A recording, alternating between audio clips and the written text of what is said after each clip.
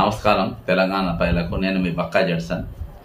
ఈరోజు ఆదిలాబాద్లో ప్రధానమంత్రి నరేంద్ర మోడీ గారిని ఉద్దేశించుకుంటా తెలంగాణ ముఖ్యమంత్రి గారు రేవంత్ రెడ్డి గారు, మీ సహాయ సహకారాలు ఉండాలి, నాకు తెలంగాణను కూడా గుజరాత్ లెక్క డెవలప్మెంట్ చేస్తానన్నారు.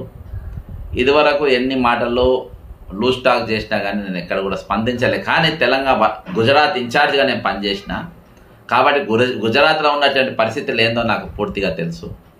దానికంటే ముందు రేవంత్ రెడ్డి గారు ఏం మాట్లాడినో చూడండి ఒకసారి. गुजारिश है इस वक्त तेलंगाना अगर आगे तरक्की करना है, हम भी गुजरात जैसा हम आगे जाना है तो यहाँ पर आपकी मदद जरूरी है.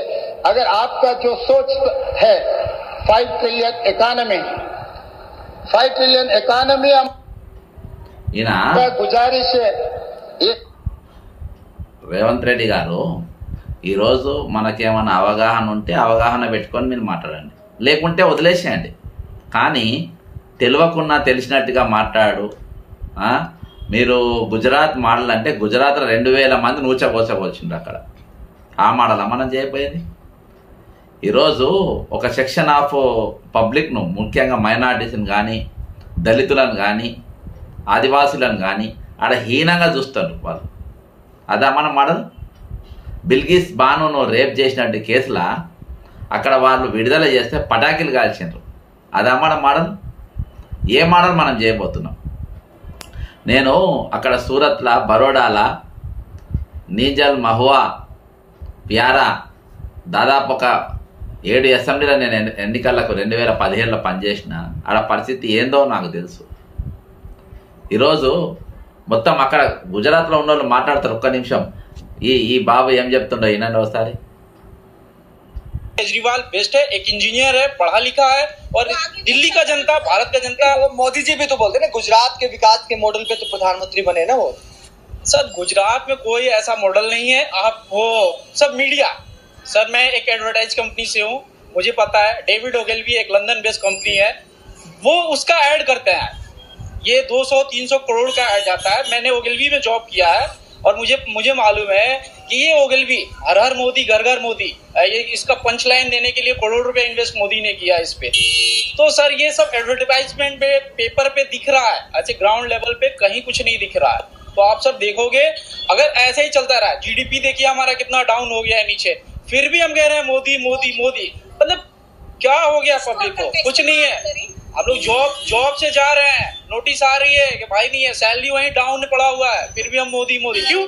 कि पब्लिक ఇది పబ్లిక్ యొక్క నోట్బందీకెళ్ళి అవగాహన లేకుండా 500,000 రూపాయల రద్దుకెళ్ళి మొదలుపెట్టి, మీరు జిఎస్టీ ఇంప్లిమెంటేషన్కి వెళ్ళి మొదలుపెట్టి, ఈరోజు ప్రతి దాంట్లో మనం కేసీఆర్ అయిన మద్దతు తెలిపినాం, జనంలో తీసుకుపోయినాం మనము.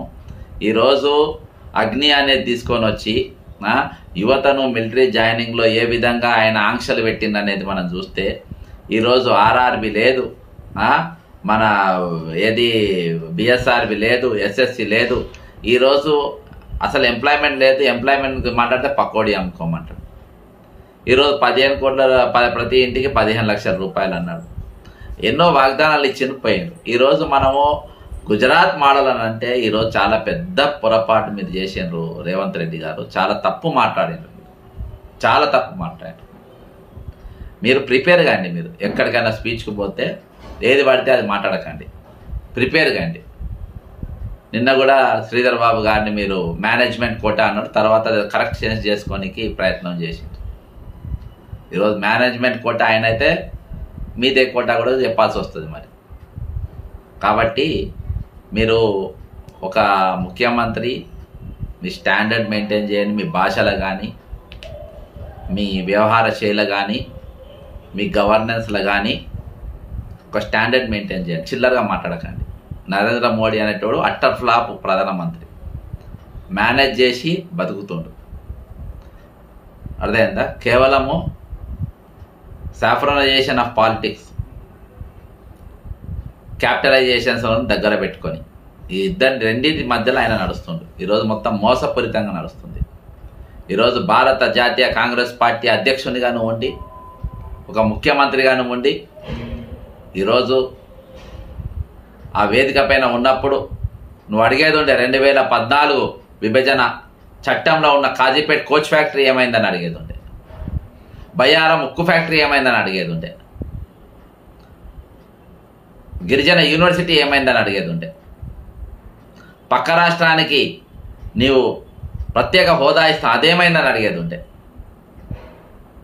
ఈరోజు అవి మాట్లాడకుండా గుజరాత్ మోడల్ వాహ్.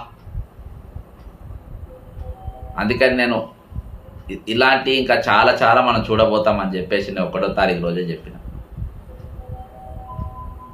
నేను అందుకని చెప్తున్నా తెలంగాణ ప్రజలకు ఎప్పుడు కూడా మనము అప్రమత్తంగా ఉండాలి. బీఆర్ఎస్ పోయింది, కాంగ్రెస్ వచ్చింది అని అనుకుంటే ఇక్కడికి అయిపోలేదు. సిండికేట్ పాలిటిక్స్ నడుస్తుంది. సిండికేట్ పాలిటిక్స్ తెలంగాణలో నడుస్తుంది. సిండికేట్ గవర్నర్స్ నడుస్తుంది. అందులో అందరు ఉంటారు, అన్ని ఆరోపణలు చేసుకుంటారు, ఎవరి మీద కేసులు ఉండవు, ఎవరినో బకరగాలను చేసి 2-3 లోపల పెడతారు, కానీ ఎవరిని కూడా ఏం కాదు. ఎందుకంటే సిండికేట్. అప్రమత్తంగా ఉండాలి తెలంగాణ ప్రజలారా. రేవంత్ రెడ్డి గారు మీరు అన్న మాటను వెనక్కి తీసుకోవాలని కాంగ్రెస్ పార్టీ కార్యకర్తగా నేను డిమాండ్ చేస్తున్నా. జై తెలంగాణ, కాంగ్రెస్ పార్టీ జిందాబాద్, అమరవీరులకు జోహార్లు.